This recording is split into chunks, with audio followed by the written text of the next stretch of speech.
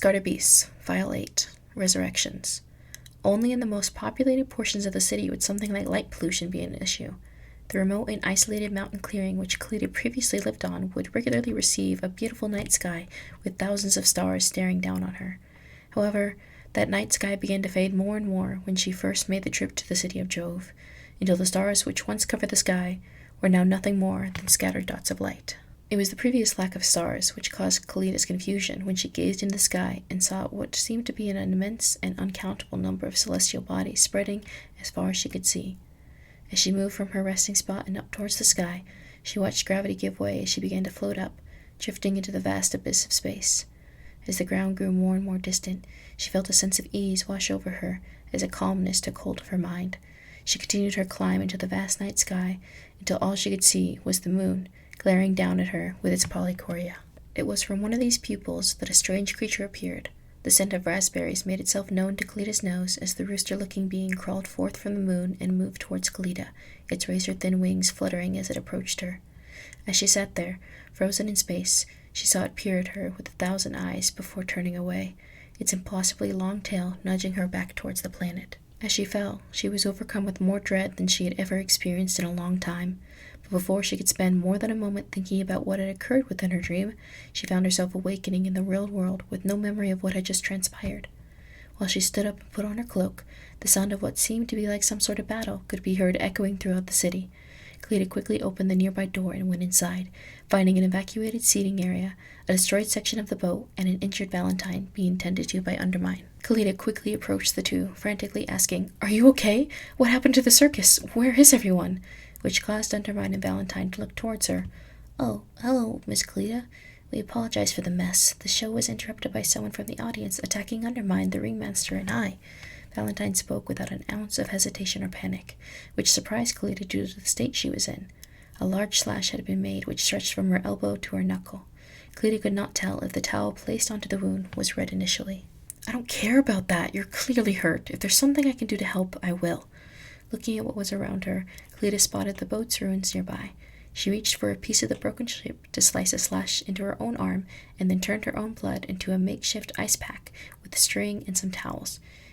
"Thank you," Valentine replied, seemingly shocked by Kalita's act of kindness.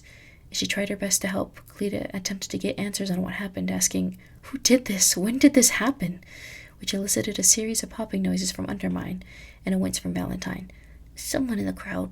We don't know who. A person with a feather in their hat." Kalita's face of worry turned to one of relief.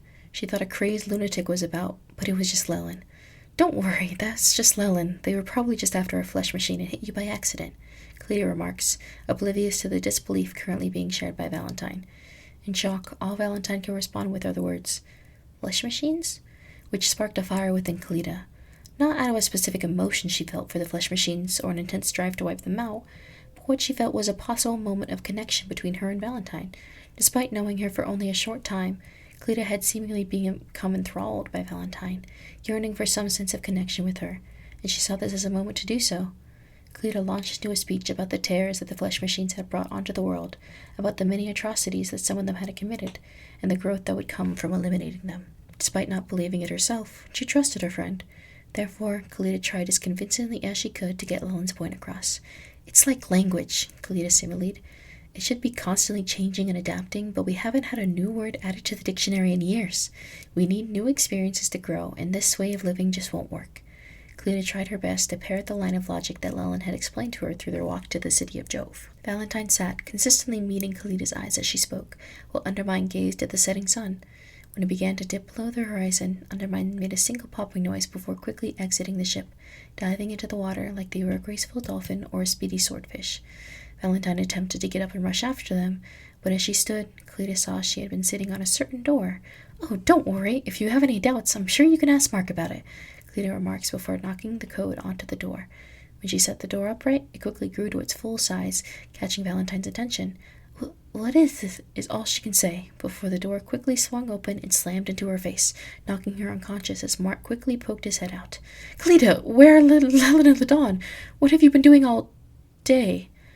Mark's panic turned to a slow curiosity as he peered around, looking at all the chaos beyond the door. "Can I ask you to take care of Valentine here while I try to find Lelyn? I have no idea where she is, to be honest, Cleta requests as Mark looks around in confusion. Yeah, I can do that, he responds before slowly picking Valentine up by the legs and the tail and dragging her into the inn.